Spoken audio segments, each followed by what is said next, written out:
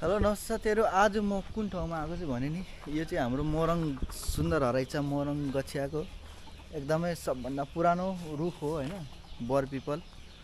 जसमा कि यो बर पिपलमा चाहिँ पहिले आजभन्दा 20-25 वर्ष अगाडि चाहिँ यो ठुटे पुल भन्ने ठाउँ है, यहाँबाट यस्तो ओह्रालो जाँदाखेरि ठुटे पुल थियो होइन। यो पुल थिएन, अहिले देखाउँछु तपाईँहरूलाई म। तर यो बर र यो पिपलको बोट है, यो पिपलको बोट अनि यो बरको बोट थियो। अहिले भन्दा धेरै वर्ष अगाडिको हो, जहाँ कि हामी केटाकेटीमा यहाँ आएर खेल्थ्यौँ यही ठाउँमा साथीहरू। हामी केटाकेटी हुँदाखेरि है खेल्ने ठाउँ यही ठाउँ हो, यही बर अनि पिपल यताको है फलैँचाहरू थियो। सायद यो काठको फलैँचा थियो कि कति सालमा बनेको रहेछ है, कि त सायद यस्तै काठकोहरू हुन्थ्यो। अनि यो चाहिँ थिएन, यो नयाँ हो होइन। अनि यो डाँडा पनि निकै परैसम्म थियो, अहिले चाहिँ यस्तो भएछ साथीहरू है। तर यो पिपलको जरादेखिको लिएर होइन अलिक परैसम्म त्यसको यो चाहिँ माटो जमिन। अनि हामी चाहिँ खेल्थ्यौँ साथीहरू। अनि यो बाटो पनि अलिक पर थियो, अनि यो बाटोमा यो घर थिएन, अलिक परबाट यहाँ बकेनाको घारी थियो, बकेनाको बकेना थियो, बकेनाको बारी थियो साथीहरू होइन। अनि यो बर र पिपल चाहिँ साथीहरू धेरै धेरै धेरै पुरानो हो। यहाँ चाहिँ यो ठाउँमा चाहिँ हामी खेल्थ्यौँ। मेरो साथीको घर चाहिँ यहीँ पल्लोपट्टि छ है, यही पल्लोपट्टि छ मेरो साथीको घर। त्यसले पनि मेरो भिडियो साह्रै हेर्छ, तर त्यो अहिले युरोपमा छ होइन। म सुटुक्कै गरेर देखाइदिन्छु, काकीसँग त अघि गफ गरेँ होइन, अहिले बोलाउँदिनँ काकीलाई, उसको घर मात्रै देखाइदिइराख्छु म। यो हो होइन। अनि यो यता चाहिँ खेत थियो साथीहरू। मेरो घर थियो, हाम्रो घर चाहिँ पर थियो सायद, त्यहाँ अगाडि डगर थियो। यही हो मेरो साथीको घर चाहिँ। तामाङको बमजनको जस्तो नगरौँ है त्यसो त हुँदैन। त्यसो गर्नु अनि गरी पनि खाँदैन, गरी खानु पनि दिँदैन। भाउजू पिर मान्नु हुँदैन। एउटा भाग्य लिएर आएको होला नि, भोलिपर्सि आफै चेत्छ नि। अब 42 वर्ष भइसक्यो, कताबाट चेत्नु हौ। एउटा कर्म लिएर आएको हुन्छ अरे नि, छोरा मान्छेले छोरी मान्छेले भन्छ है। भनाइ मात्रै हो कि साँच्चै हो। अनि अलिक दिन बसिन्छ होला नि भतिजो। अनि यो घर थिएन, यो घर नयाँ बनेको होइन। नयाँ भन्नाले पनि पुरानै हो, तर हामी केटाकेटी हुँदाखेरि खेल्दाखेरि यो घर चाहिँ थिएन होइन। अनि यो पिपलको बोट चाहिँ पुरानो हो। अनि यो म जन्मेको ठाउँको खेल्ने ठाउँ, हामी केटाकेटी हुँदाखेरि खेल्ने ठाउँ यही हो साथीहरू। र म हरेक साल आउँदाखेरि यो बर पिपल हेर्नु म आउँछु जहिले पनि, किनकि मेरो बालककाल यही यसमै दुलो दाली र हामी चाहिँ गुच्चा खेल्थ्यौँ साथीहरू यो उसमा ग्राउन्डमा।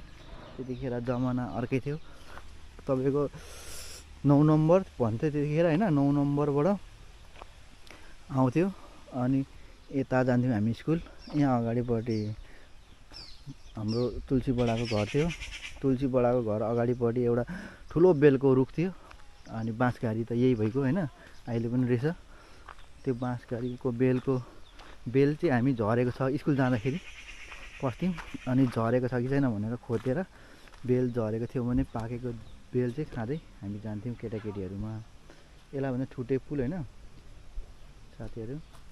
यो भर्जाना खोला हेर्नु साथीहरू, यो भर्जाना खोला। हामी केटाकेटी हुँदाखेरि यो खोला एकदमै ठुलो थियो। यहीँ हामी पौडी खेल्थ्यौँ तल। अनि माछा पनि मार्ने त हाम्रो खोला यही हो होइन।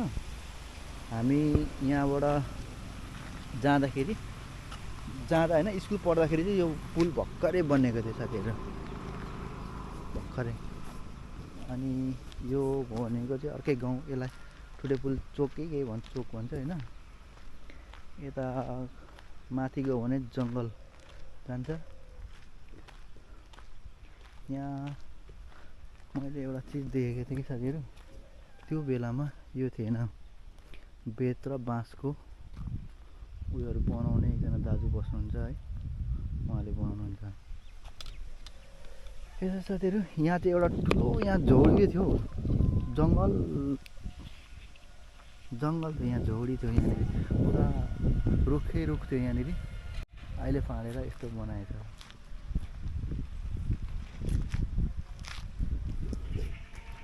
समय सँगसँगै है कति धेरै परिवर्तन भएको छ, तर गाउँघर हो, गाउँघर समय लाग्दो रहेछ परिवर्तन हुनुको लागि, बिस्तारै परिवर्तन हुँदो रहेछ।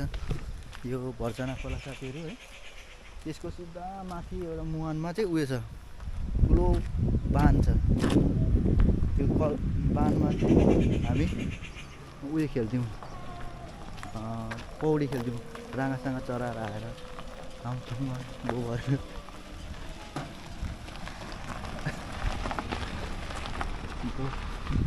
हाम्रो बोबो गिरिराजको बोबो, मेरो काइला बोबो यहाँ हुनुहुँदो रहेछ, गाडीमा जाँदै रहेछ।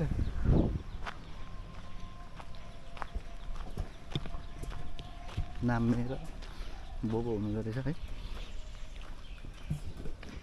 यो साथीहरू मेरो सानोको खेल्ने ठाउँ, मेरो सानो हुँदाको जन्मथलो मा हामीले बालकपन, हाम्रो बालककाल बिताएको ठाउँ यो साथीहरू। अनि एक्चुअली भन्नुपर्दा चाहिँ आज चाहिँ म ग्यास सकेर ग्यास भर्नु जाँदै थिएँ, त्यो क्रममा यहाँनिर आएँ। जस रमाइलो लाग्छ यो ठाउँमा आएर बस्दाखेरि। समय परिवर्तन भए पनि होइन, यो रुख, यो वातावरण एकदमै स्मरणीय छ जिन्दगी लाइफमा। सायद यो पिपल र यो बरको छारीमा र यसको के भनौँ, एउटा छारी ताप्ने मान्छेहरू, यो हाम्रो सुन्दरपुर, पहिले चाहिँ सुन्दरपुर मोरङ गछिया भन्थ्यो होइन, अनि वडा नम्बर 4 पर्थ्यो। त्यसमा चाहिँ धेरै छन् यहाँबाट यसको शीतल हावा ताप्ने मान्छेहरू। सो साथीहरू यस्तै छ जिन्दगी। म आज चाहिँ आएको र भिडियो बनाउनु मन लागेको चाहिँ यही विशेष कारणले हो। म यो ठाउँमा चाहिँ, यही ठाउँमा साथीहरू हामी गुच्चा अनि दुलोदाली खेल्थ्यौँ है, अनि मेरो बालककालमा खेल्ने ठाउँ यही हो साथीहरू। आजको ब्लग यस्तै छ है, यति नै हो। अब अर्को ब्लगमा भेटौँला साथीहरू।